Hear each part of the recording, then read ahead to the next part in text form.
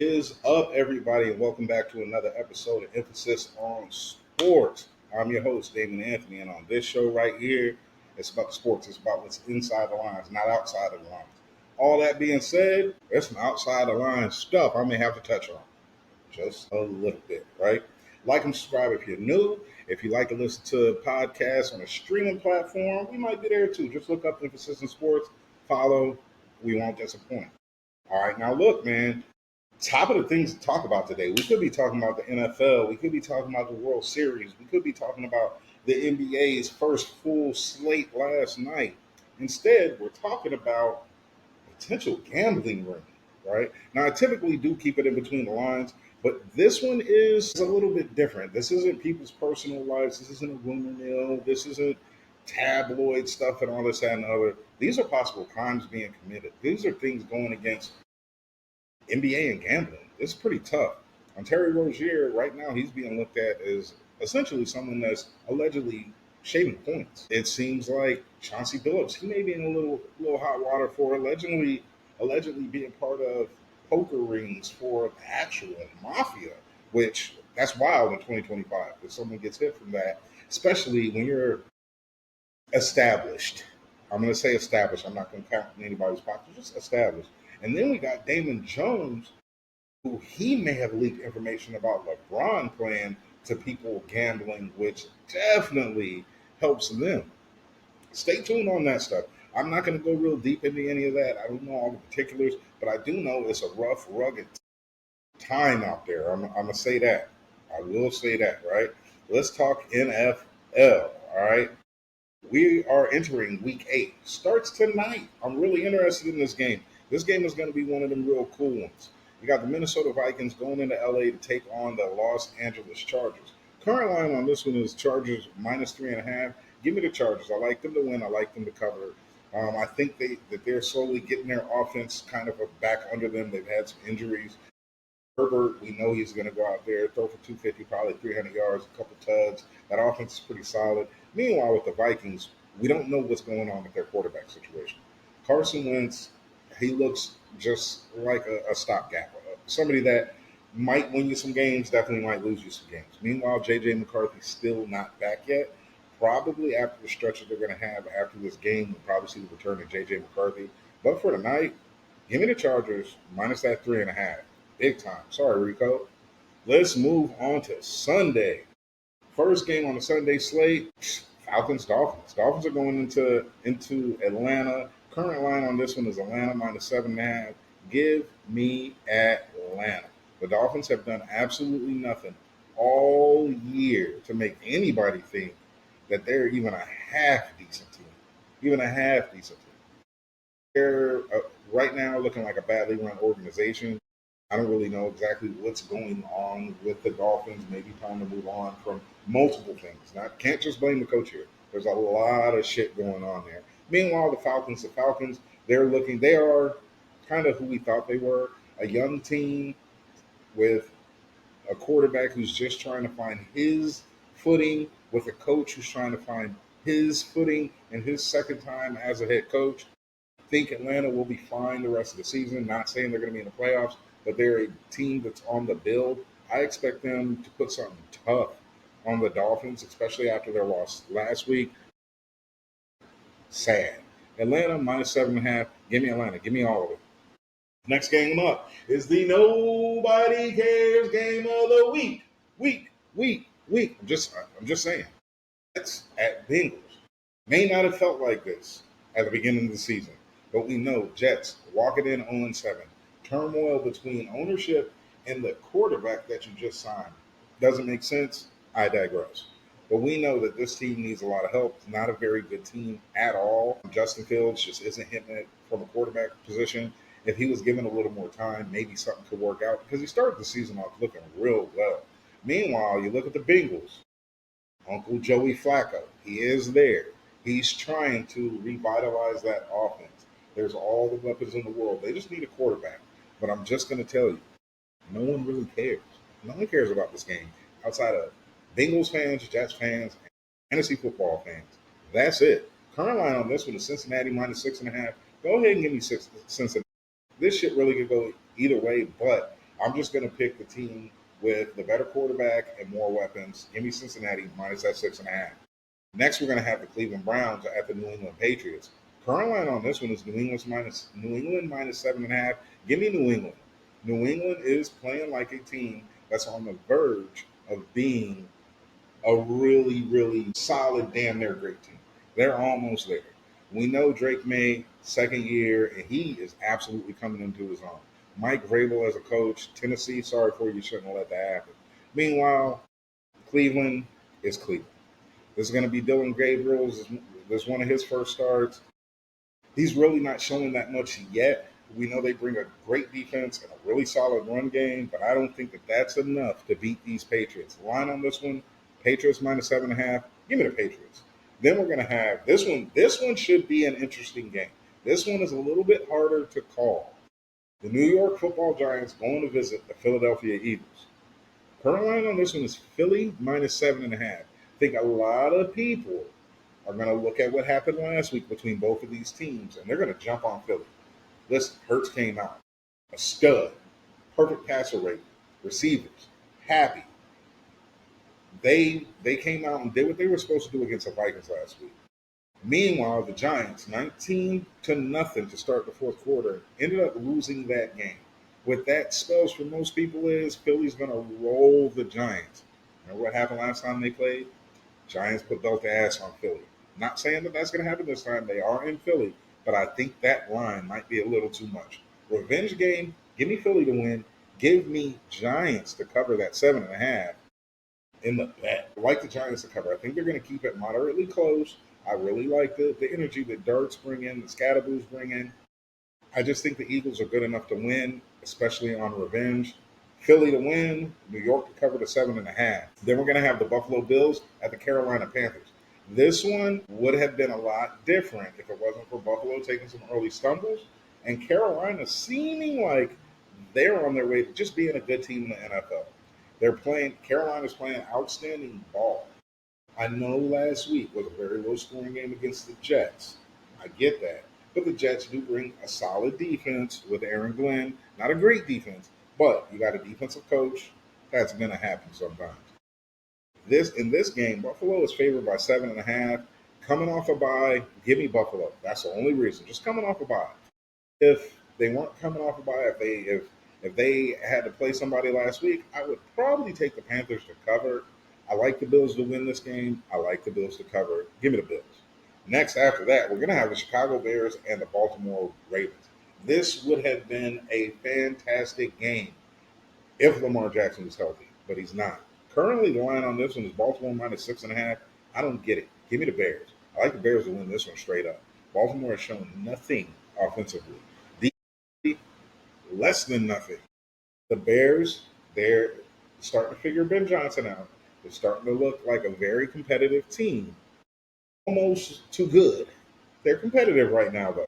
At 4-2, I'm going to take the Bears to cover this to win straight up. Baltimore favorite 6.5. That's wild to me. Give me the Bears. You see it. You see the hat. It's Houston Texans.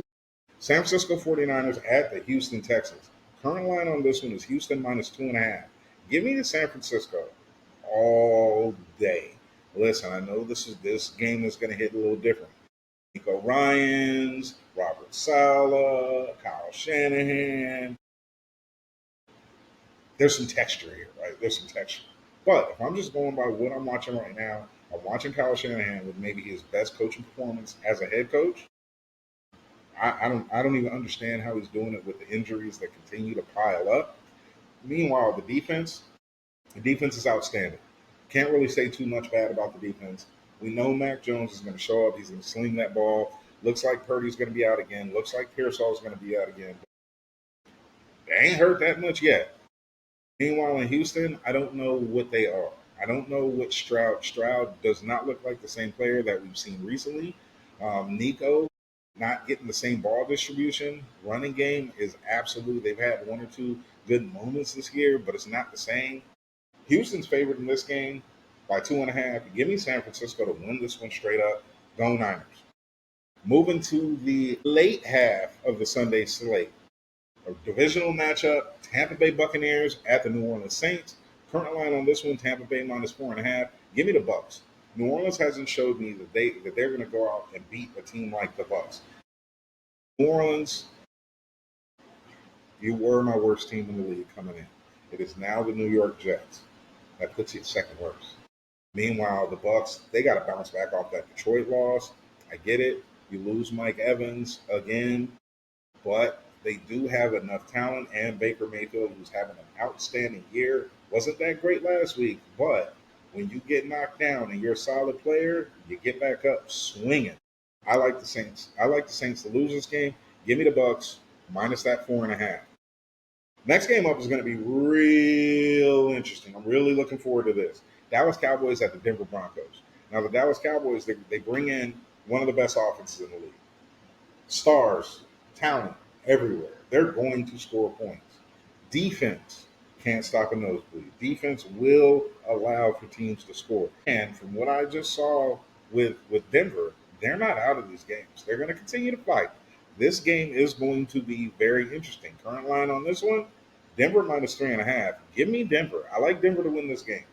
I think that they're going to do enough, and they're going to just have one or two huge stops down the stretch to beat the Dallas Cowboys. Give me Denver -3.5. Next up, we are going to have the Tennessee Titans at the Indianapolis Colts. Another divisional matchup. Current line on this one: Indy -14.5. While that's a huge ass number, Indianapolis is actually looking like one of those contender teams. One of those teams that, like, damn, they're actually good on all sides of the ball. As long as Indiana Jones keeps rolling, I think that they're going to be a tough team to beat. I know that this line is heavy, 14.5. Give me the Colts. The Titans, they're just not good. They are not good. They're not the worst team in the league. I still give that to the Jets, but give me the Colts minus that 14.5. Late game Sunday night. This is going to be a doozy. I cannot wait to sit back, crack a brew, and check this game out. Green Bay Packers at the Pittsburgh Steelers. For those of you that have been watching football, this gives you a couple different things, right? You have Aaron Rodgers back against the Packers. He wants to say that it's not one of those type of games. Come on, it is. Also, remember, those Packers, Steelers played in the Super Bowl, right? There's so many different levels to this one. So many different levels to this one. Current line on this one is Green Bay -2.5. I like the Steelers to win this one straight up. They're at home. I think the team is going to play crazy hard for Aaron Rodgers, wanting him to have this pelt on his wall. Beat the Packers. No pack, no. Meanwhile, the Packers, solid team. They're walking in 4-1-1, not going to act like they're weak, not going to act like they're less than. I just think this week Pittsburgh puts it together because they want Mr. Rogers to win this game. Let's move to Monday night, y'all. Monday night, Commanders at the Chiefs. Current line on this one: Chiefs -12.5. Give me the Chiefs. That Chiefs offense, as they've gotten all their players back, is starting to look like the Chiefs offense. Meanwhile, the Commanders, we know Jaden's out. We're not going to see him this week. No shots at Mariota, but you're not him. You're not Jaden Daniels. I think Kansas City is going to come in and they're just going to continue to do what they've been doing lately. They're going to put numbers on the board. I just don't know if Washington can keep up with them. Man, this is going to be a hell of a NFL week. Also, remember, World Series starts off tomorrow. You got the Dodgers. You got the Blue Jays. Kendrick, Drake. This is going to be a heavyweight bout. This is going to be fantastic. You got absolute sluggers everywhere. But then you have that one guy that sticks out, Shohei Ohtani. With what we saw him do last in a baseball game, it may get real spooky if he comes out and does anything close to that again. Let's say maybe he has one of those games again. Tip your hat. Go ahead. Send him to Cooperstown. Get him because that's where he is. Greatest that we've seen. If he does another one of those, good googly moogly. I'm just saying that right now. All right. Let's talk a little NBA. Last night was the first full slate of the NBA. Couple things that I saw. I did have a couple TVs, couple games on, so I was able to watch a few things out there. Right. Knicks Cavs, really good game. I think the Cavs, they need DG back. Got to have Darius Garland back. Got to have some more buckets out there, but I think that they'll be fine. The Knicks are the Knicks. I liked what I saw out of them with headed up by Mike Brown. You look at some of these other games. Nets. I think the Nets might be the worst team in the league. They may be the worst team in the league. Hornets beat the shit out of them. Like Magic, go ahead and beat the Heat. Remember, the Magic's one of my dark horses coming out of the East. Five, as long as he's healthy, you combine him with Desmond Bain, and anybody that heard what Desmond Bain said afterwards, he hadn't been in a pick and roll with somebody who is as good as him. Those are huge words, especially seeing where he came from. Another one of my dark horses, Toronto. Toronto beat up on the Hawks last night and actually held Trey Young in check. I really didn't see that coming. Honestly, didn't. But the Raptors, they're going to be a good team as the season goes. Sixers behind Tyrese Maxey. Maxey dropped a 40 piece last night. Sixers Celtics, that was actually a very, very competitive game. But at the end of the day, Sixers pulled it out. We know this was Embiid's first time stepping back on the court. He looked like he needs some work. He looks like he needs to get in good game and basketball shape. Hopefully he does. The Bulls upset the Pistons last night, 115 to 111. Totally didn't see that coming. Then you had the Grizzlies and the Pelicans with Zion and Ja going at it. That's what, as a sports fan, I want to see. Give me the big guys, give me the superstars, go slug for slug down the stretch. Fantastic game. Memphis pulled that one out. Then we had the Wizards at the Bucks with the triumphant return of Chris Middleton. He did get a rousing round of applause from the Bucks fans. That's good on them. He was the number two when it came to winning that championship with that team and had a great playoffs doing it. Love to see a player leave and get so much love when they come back. Probably the upset of the night was the Utah Jazz beating up on the Clippers, 129 to 109. I think a lot of people, including myself, have a lot of faith in the Clippers. Utah is kind of unknown. Yes, they have Ace Bailey. Yes, they have Laurie Markkinen. They have Walter Kessler. They have some pieces. They have some players over there, but they're Utah. They haven't really been good for a minute, so they're kind of one of those forgotten teams. It'd be like if the Kings came out and just put a whooping on somebody the first night. You kind of look at it and you're like, oh shit, the Kings still play basketball. That's how you kind of feel about Utah. But hell of a win. And probably the coolest game last night. It's just been talked about everywhere today. Listen, it happened against my team. Spectacular. San Antonio Spurs beat the hell out of the Dallas Mavericks, 125 to 92. Victor Wembanyama is going to be a problem. I'm going to repeat. Victor Wembanyama is going to be a problem. Man's dropped 40 and 15 last night, 3 blocks. But if you actually watch the game, he's 7'5" and doesn't really have to leave his feet to do too much. The ball handling skills, elite. He could be a 7'5" point guard. Step back threes. The guy looks dynamic. You could see that he's been in the lab with Elijah, with Kevin Garnett. And then the piece that he plays within, the monks. Wembanyama and the Spurs, they're going to be a problem. I wish you nothing but help because I love watching it. Even though it happened against Dallas, I love watching it. Meanwhile, Dallas, this is game one. There's a lot of retooling there, a lot of new moving parts. Anthony Davis had a very strong open to the game, but he was guarding Wemby some and was picking up early fouls, so that just kind of changed the scope of it for me. But overall, problem. Look at the Suns. Suns Kings. Suns knocked them off 120 to 116. The book had 30. D Rose had 29.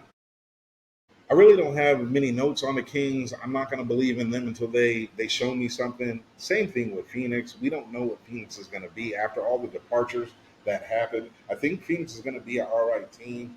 Time will tell on that. Final game last night, Minnesota Timberwolves knock off the Portland Trailblazers 118 to 114. Anthony Edwards dropped 41 and a super clutch shot at the end. I truly believe that they're one of those teams that they're going to cause some problems. Get me to the playoffs and let me cook. I think that's what's going to happen. I think that's what we're going to see. I really, truly do. And I'm here for it. I really am. Let's talk a little bit about college football before we get out of here, all right? There are a few solid games on the marquee this week. Indiana, now number two. They're taking on UCLA, who they should beat. But UCLA can be sneaky. And Indiana, they're not used to sitting at the top like this. They're one step right behind Ohio State. They're not used to that. I think that Signetti can keep them guys right. This shouldn't be a problem week for them. But Indiana has done great things. Hopefully, see you in the playoffs. One of the early Saturday games that we have, I'm really looking forward to. Number 8, Ole Miss at number 13, Oklahoma. Both of these teams are damn good teams. Ole Miss comes in with a hell of an offense. Oklahoma comes in with a hell of a defense. Line on this one is Oklahoma by 4.5. I like the under. I don't know who to bet on this game. This one's a real tough one to me because you got heavy defense, heavy offense. You're going to have number 4 Alabama at South Carolina. SEC matchup, always going to be good. Alabama has just been getting better and better week after week. I think they're going to go in and smash them. You're going to have number 10 Vandy hosting number 15 Missouri. I like Vandy. Vandy's not really a football, so you don't really think Vandy, not over the last 10 years at least, other than a major upset. But I like Vandy in this one. I like Vandy kind of taking a little far there. I really do. They're all right outfit. Throughout the rest of Saturday, there's really nothing huge that sticks out. Number 3 Texas A&M is taking on LSU, but I got LSU going down. I got A&M winning that one. I just think that they're a really good team, and this is kind of what the Aggie fans have been waiting for. To have the Aggies sitting at number 3, hey, the boosters, the money's working, I guess. I suppose, right? Love sports.